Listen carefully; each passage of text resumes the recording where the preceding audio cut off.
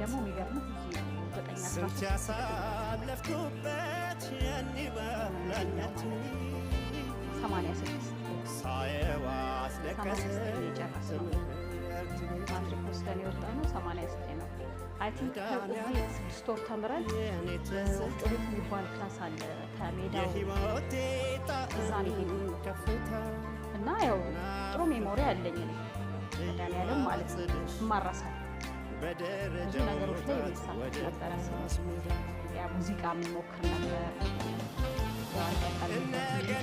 ለምን ያለኝ ሜሞሪ በቃ ባለፍኩኝ ቁጥር በጣም ነበር የሚቆጨኝ በእውነት ነው። እና የወንድሙ ጅራ ልክ ሙዚቃውን ስሰማ የሆነ ባምባ የሚል ነገር አለ ማለት ወደ ኋላ ለምትመለሰው እሱ የጠራቸው እዛ ላይ ሲዘፍን የጠራቸው ስሞች በሙሉ እኔ ክፍል የነበሩ ጓደኞቼ የነበሩ ምናምን ናቸው።